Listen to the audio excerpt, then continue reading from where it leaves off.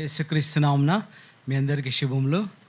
దేవుడు మరొకసారి మీ మధ్యలో దేవుని వాక్యంను పంచుకోవడానికి ఇచ్చిన అవకాశాన్ని బట్టి దేవుని స్తుతిస్తున్నాను. అవకాశం కల్పించిన ఆ యొక్క సంఘస్థులకు, ఆ సంఘ కాపరికి నేను కృతజ్ఞతలు తెలియజేస్తున్నాను. ఈ యొక్క రోజు పునరుత్థానమైన రోజు. మన ప్రభువు మన కొరకు చనిపోయి పాతిపెట్టబడి తిరిగి లేచిన రోజు. దేవుడు స్వయాన తానే మన గురించి ఈ లోకానికి వచ్చి మన పాపం నిమిత్తము మనలను విమోచించడానికి దేవుడు ఏమేం చేసినాడు, దాన్ని బట్టి దేవుడు ఎవరు, తనని ఎందుకు ఆరాధించాలనేది మనం ఒకసారి జ్ఞాపకం చేసుకుందాం. ప్రకటన గ్రంథము 1వ అధ్యాయము, అందరికీ పరిచయమైన వాక్యము.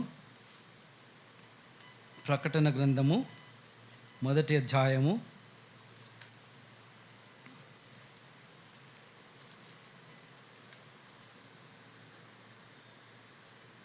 5వ వచనం, 6వ వచనం అందరం కలిసి చదువుకుందాం. ప్రకటన గ్రంథము 1వ అధ్యాయము 6వ వచనం అందరం కలిసి చదువుకుందాం. మనలను ప్రేమించుచు తన రక్తం వలన మన పాపముల నుండి విడిపించిన వానికి మహిమయు ప్రభావమును యుగయుములు కలుగునుగాక. ఆమెన్. ఆయన మనలను తన తండ్రి యొక్క దేవునికి ఒక రాజ్యంగాను యాజకులను గాను చేసెను. ఇంకో భాగం కూడా చదువుతున్నాం, అది కూడా అందరికీ సుపరిచితమైన భాగమే. కీర్తనల గ్రంథము 51వ అధ్యాయం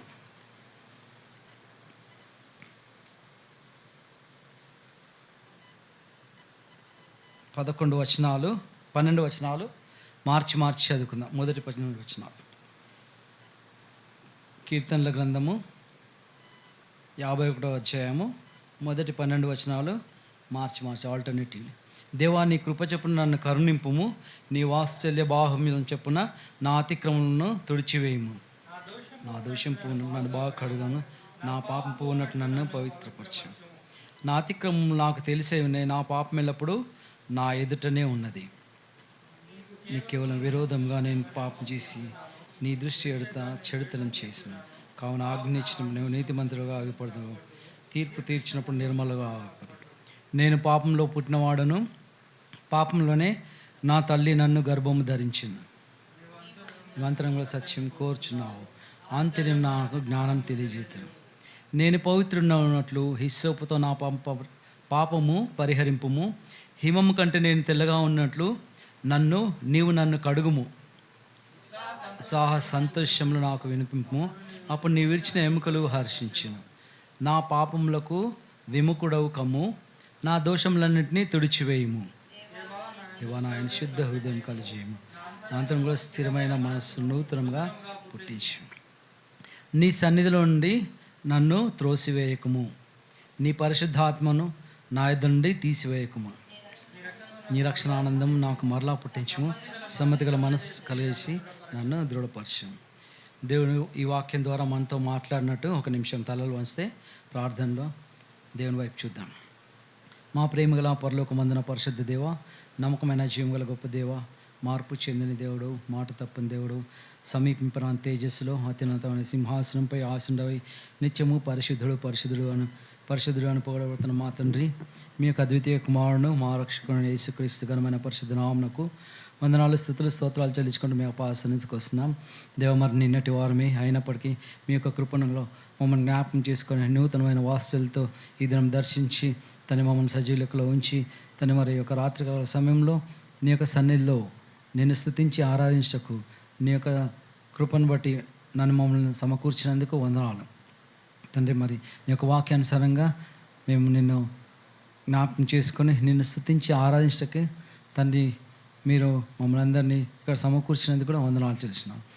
నీ యొక్క సిలుచాటును మరుగుపరచండి. నీ యొక్క అగ్నితో నా యొక్క పెదవులను, నా యొక్క నాలుకను, నా నోటిని కాల్చి పరిశుద్ధపరచండి.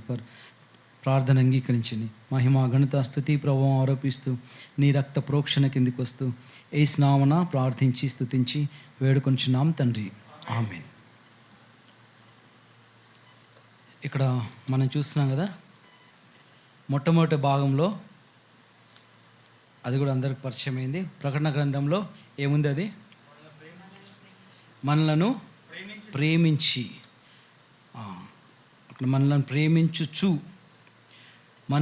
ప్రేమించుచు తన రక్తం వలన మన పాపం నుండి మనల్ని విడిపించిన వానికి మహిమయు ప్రభావమును యుగయుములు కలుగునుగాక. ఆమెన్. ఈ యొక్క వచనం చదువుతుంటేనే మనకు తెలుస్తుంది, ఈ వచనం చదివితే మనం దేవుని ఆరాధించినట్లే, దేవుని స్తుతించినట్లే, దేవుని మహిమపరిచినట్లే. దేవా నీకు మహిమయు ప్రభావమును యుగయుగములు కలుగునుగాక, నీకే ఘనత కలుగునుగాక అని మనము అంటే ఆటోమేటిక్గా దేవుణ్ణి స్తుతించినట్టే. ఇక్కడ ఎందుకంటున్నారు ఇక్కడ?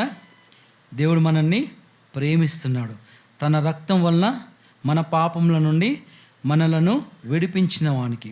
సో మనము బంధకంలో ఉంటుంది, దేన్ని బట్టి? మన పాపం బట్టి మనము బంధకంలో ఉంటాం. ఈ యొక్క రక్తం వలన మన పాపం నుండి విడిపించినాడు. రక్తం వలన ఎందుకు విడిపించాలి?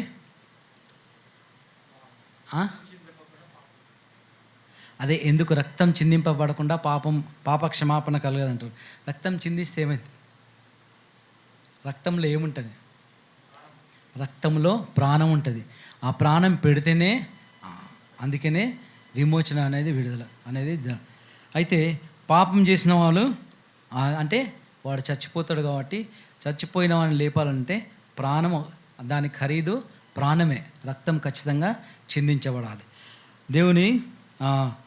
దేవుని సన్నిధిలో మనిషి పాపం చేసినప్పుడు ఇక్కడ మనలను ప్రేమించున్నాడు. యేసు ప్రభు మనల్ని ప్రేమించి, దేవుడు మనల్ని ప్రేమించి ఏం చేసినాడు?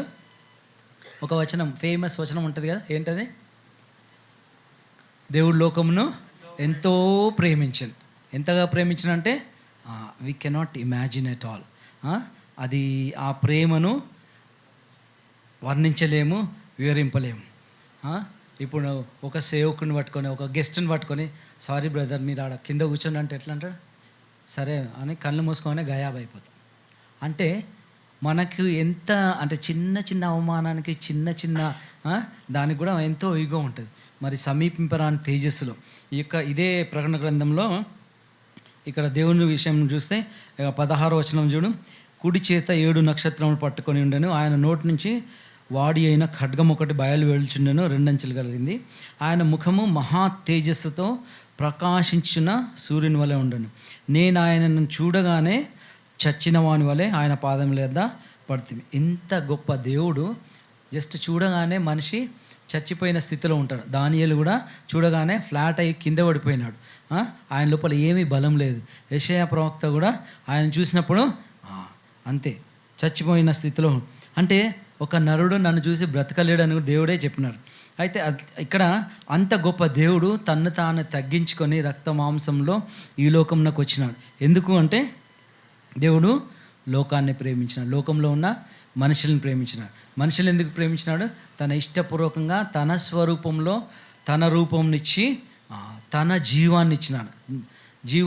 జీవవాయువును ఊదగా నరుడు జీవాత్మాయను, తన జీవాన్ని ఇచ్చినాడు. కాబట్టి తనను తాను చూసుకున్నాడు. చూస్తే తన మహిమ అందులో కనబడతా ఉంది. చాలా సంతోషపడి ఉండొచ్చు. అయితే ఇక్కడ దేవుని వాక్యంలో చూస్తే దావీదు ఇక్కడ ఏముంది? తన రక్తం వలన మన పాపముల నుండి మనలను విడిపించిన వానికి ఏం కలగాలి? మహిమయు ప్రభావమును యుగయుగములు. దేవునికి మహిమ ప్రభావము యుగయుగములు. మనం మనిషి జీవిస్తే ఎక్కువ అంటే 60, ఇప్పుడు 70 సంవత్సరాలు, లేదంటే అధిక బలం అంటే 80 సంవత్సరాలు. అయితే ఇక్కడ యుగయుగములు. మనం ఏం చేయాలి? దేవునికి మహిమయు ప్రభావముగా. ఎందుకు అంటే మన పాపములను నుండి మనలను విడిపించినాడు. అంటే మన పాపంలో ఉన్నప్పుడు ఎట్లా ఉంటుంది? దావీదు ఉన్నాడు కదా, ఈ కీర్తన కూడా చాలా కంఠస్థం చాలామందికి, 51వ కీర్తన. ఎందుకంటే మన పుట్టుకనే పాపం. నేను పాపంలో పుట్టినవాడును, పాపంలోనే నా తల్లి నన్ను గర్భంన. మన పుట్టుకనే పాపం. నేను చాలా పవిత్రంగా ఉన్నా, పొద్దున్నే లేస్తా 4 గంటలకే 3:30కి లేచి చల్ల నీళ్ళతో సంధ్యా స్నానం చేస్తా అని ఒక తెగవాళ్ళు చెప్పుకుంటా ఉంటారు.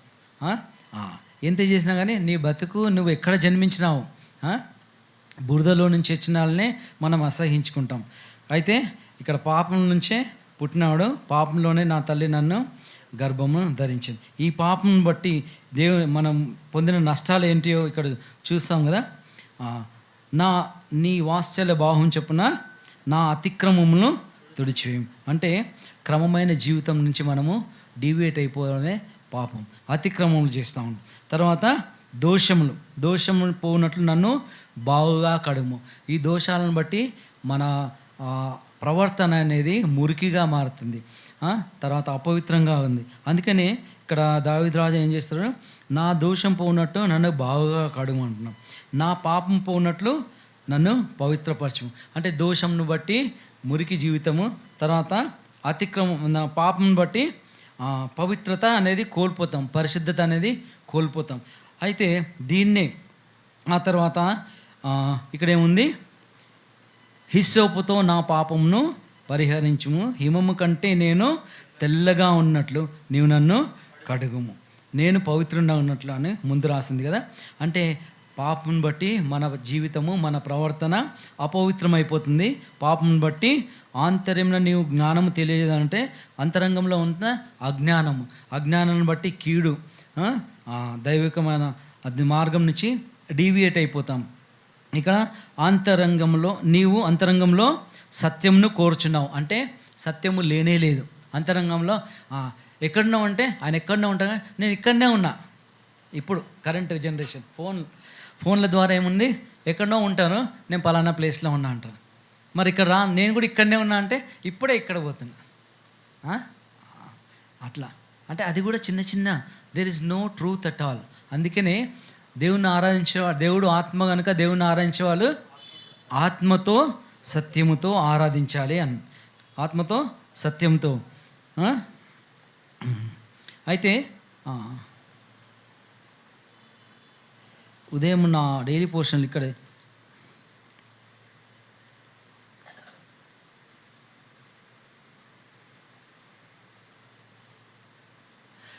16వ వచనం, ఇర్మియా గ్రంథము 13వ అధ్యాయము 16వ వచనం. ఆయన చీకటి కమ్మజేయక మునిపే మీ కాళ్ళు చీకటి కొండలకు తగలక మునిపే వెలుగు కొరకు మీరు కనిపెట్టుచుండగా గాఢాంధకారముగా చేయక మునిపే మీ దేవుడైన యెహోవా మహిమ గలవాడని ఆయనను కొనియాడు. మన పని ఏంటి, మన జీవితము మన చీకటి కాక మునిపే. ఇక్కడ ఏముంది, ఆయన దాన్ని గాఢాంధకారంగా చేయక మునిపే అప్పట్లోపే మీ దేవుడైన యెహోవా మహిమ గలవాడని ఆయనను కొనియాడు.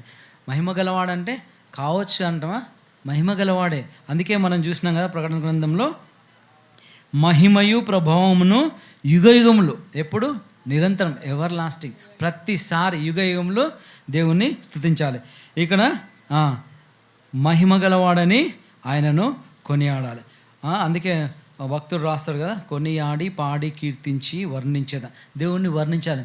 దేవుడు మహిమ గలవాడు, మహిమా స్వరూపి, సమీపింపరాని తేజస్సులో అమరత్వంలో జీవిస్తున్నాడు. అంతటి గొప్ప దేవుడు మన గురించి ఏం చేసినాడు, మనను లోకమును ప్రేమించి మనుష్య స్వరూపంలో వచ్చి తన మహిమను తన ఘనతను విడిచిపెట్టుకొని వచ్చి, నువ్వు దేవుని అయితే నువ్వు దిగిరా శిలువ మీద నుంచి అంటే, మనమైతే నేనైతే ఏం చేస్తుంటే ఒక్క నిమిషం ఆగు అని దిగి వచ్చి మళ్ళీ ఎక్కుతా అని అనుకుంటాను. అట్లా అంటే అట్లాంటి ఆలోచనలో ఉంటాం మనం. We want to prove that we are a holy, we are perfect. ఇక్కడ ఏమంటున్నాను, అయితే దేవుడు ఎన్ని అన్నా కానీ తను కొట్టినా ఉమ్మేసినా ఏం చేసినాడు, తను అన్నిటినీ సహించినాడు.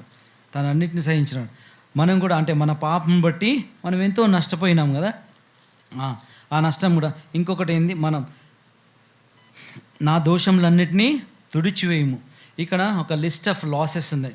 పాపం చేసినప్పుడు ఏముందంటే, దేవా నా యందు శుద్ధ హృదయము కలుగజేయము అంటే హృదయం అనేది అపవిత్రత అయిపోతుంది. పరిశుద్ధంగా ఉన్న హృదయము అపరిశుద్ధంగా అయిపోతుంది, చెడిపోతుంది. అందుకే సత్యం ఉండదు. అందుకనే నీవు అంతరంగంలో సత్యం కోరుచున్నావు. అందుకే దేవుడు చెప్పినాడు, నేనే మార్గము, నేనే సత్యము, సత్యాన్ని అనుసరించండి, సత్యం మిమ్మును స్వతంత్రులుగా చేస్తానని చెప్పింది కదా వాక్యంలో. ఇక్కడ ఏముంది, తర్వాత దేవనాయందు స్థిరమైన మనస్సు నూతనంగా పుట్టించు. అంటే renew a right spirit within me. నా అంతరంగంలో స్థిరమైన మనస్సు అంటే స్టేబుల్. మన మనస్సు ఎట్లాంటిది? చంచలమైనది.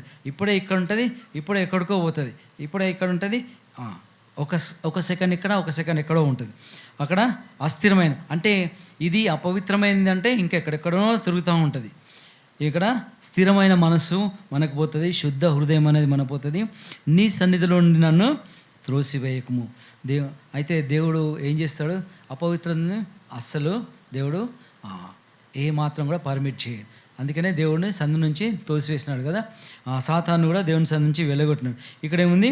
నీ సన్నిధిలో నుండి నన్ను త్రోసివే, నీ పరిశుద్ధాత్మ నుండి తీసివేయకు, నీ రక్షణానందమును నాకు మరలా పుట్టించుము, సమ్మతి గల మనస్సు కలుగజేసి నన్ను దృఢపరచు. అంటే మరలా పుట్టించమంటే ఆల్రెడీ అది పుట్టింది, పెరిగింది, ఉంటుంది. మరలా ఎందుకు పుట్టించమంటున్నాడు? అక్కడ మన వాక్యంలో స్టార్ట్ కాకముందు ఒక టైటిల్ ఉంది కదా, కాంటెస్ట్. లెసన్ స్టార్ట్ కాకముందు లెసన్ పేరు ఉంటుంది. అట్లా 51 కీర్తనలో అక్కడ కాంటెస్ట్ ఉంది. ఏం చేసినాడు? ఎందుకు ఇవన్నీ మరలా అంటే తను దేవుని కుమారుడే, కానీ తప్పిపోయినాడు. తప్పిపోయినప్పుడు ఏమేమి తను నష్టపోయినాడంటే శుద్ధ హృదయం అనేది తను కోల్పోయినాడు, స్థిరమైన మనస్సు కోల్పోయినాడు, దేవుని సన్నిధి నుంచి త్రోసివేయబడ్డాడు, పరిశుద్ధాత్మను నా యొద్ద తీసివేయకమంటే పరిశుద్ధాత్మను కూడా కోల్పోయినాడు, రక్షణ ఆనందంను కోల్పోయినాడు, సమ్మతి గల మనస్సు ఇవన్నిటినీ కోల్పోయినాడు. ఇవన్నీ దేవుడు మనకు ఇచ్చినాడు. ఎప్పుడు మనం పాపలమని మన పాపం మనం ఒప్పుకుంటే ఇవన్నీ రక్షణానందం ఇచ్చినాడు, సమ్మతి గల మనసు ఇచ్చినాడు, స్థిరమైన మనసు ఇచ్చినాడు, పరిశుద్ధాత్మను ఇచ్చినాడు, తర్వాత దేవుని సన్నిధి, దేవుని సహవాసం ఇచ్చినాడు, శుద్ధ హృదయం ఇచ్చినాడు. శుద్ధ హృదయం ఉంటేనే కదా దేవుడు వచ్చి మన లోపల నివసిస్తాడు. మీరు దేవుని ఆలయం ఉన్నారని మీరు ఎరుగరా? అయితే దేవుడు మన లోపల ఉన్నాడు, పరిశుద్ధాత్మ కూడా మన లోపల ఉన్నది. ఇవన్నిటినీ కోల్పోయినా తిరిగి మనకు ఎప్పుడైతే మనం మనల్ని మనము క్షమాపణ కోరుకుంటామో ఇవన్నీ ఇచ్చినాడు. దీన్ని బట్టి దేవా ఈ యొక్క ఆరంతలుగా నాకు ఇచ్చిన ఈ యొక్క తిరిగి రక్షణానందం దయచేసినందుకు వందనాలు. దేవుని బట్టి స్తుతించి దేవుణ్ణి మహింపరిచే వాళ్ళంగా ఉండాలి. ఇక్కడ ఏముంది? మనలను విడిపించి పాపపు కట్ల నుంచి, పాపాన్ని బట్టి ఇవన్నిటిని మనకు దోషాలు వచ్చినాయి, అపవిత్రత వచ్చింది, తర్వాత స్థిరమైన మనస్సు పోయింది, దేవుని సన్నిధి పోయింది, పరిశుద్ధాత్మ రక్షణ ఇవన్నిటిని తిరిగి మనము సంపాదించుకున్నాం. ఎప్పుడైతే మనల్ని మనము దేవుని ఎదుట మోకరించి నేను పాపిని, తప్పుపోయినాను, క్షమించండి, తిరిగి రక్షణానందాన్ని దయచేయంటే అప్పుడు ఏం చేసినాడు? దేవుడు క్షమించినాడు. దేవుడు క్షమించి అన్నిటి నుంచి విడుదల చేసినాడు. అప్పుడు కదా దేవుడు నా హృదయానుసారుడు అనే స్టేట్మెంట్ కొత్త నిబంధనలో కూడా ఇచ్చినాడు. దేవుడు అంతగా అంటే అంత హృదయానుసారుడు అయినా కానీ తప్పిపోయి ఎన్నో లిస్ట్ ఆఫ్ లాసెస్ని సమకూర్చుకున్నాడు. కానీ మన దేవుడు కనికరం గలవాడు కనుక దేవుణ్ణి మనం ఏం చేయాలి? మహిమపరచాలి. మన జీవితం ఇంకా చీకటి కాకముందే దేవుణ్ణి మహిమపరచాలి. ఇక్కడ దేవుణ్ణి ఎందుకు మహిమపరుస్తున్నామంటే ఇంకా మనల్ని దేవుడు మన పాపను క్షమించి మనల్ని అంటే దేవుని కుమారులుగా, దేవుని సొత్తుగా, దేవుని స్వకీయ సాంపద్యంగా చేసుకున్నందుకు దేవుని స్తుతించి ఆరాధించాలి. తేజవాసులైన పరిశుద్ధుల స్వాస్థ్యంలో పాలివారంగా చేసుకున్నందుకు కూడా దేవుని స్తుతించాలి, దేవుని ఆరాధించాలి. దేవుని బిడ్డలుగా చేసుకొని దేవుని సన్నిధిని, దేవుని పరిశుద్ధాత్మను, సత్యాన్ని, దేవుని రక్షణ ఆనందాన్ని తిరిగి ఇచ్చినందుకు, నింపినందుకు వీటన్నిటిని బట్టి దేవుని స్తుతించి ఆరాధించ బద్దులుగా ఉన్నాం. సో ఈ యొక్క వాక్య వెలుగులో దేవుని మనము స్తుతించి ఆరాధించుతాం. ఈ దేవుడి యొక్క వాక్యంను దీవించును గాక.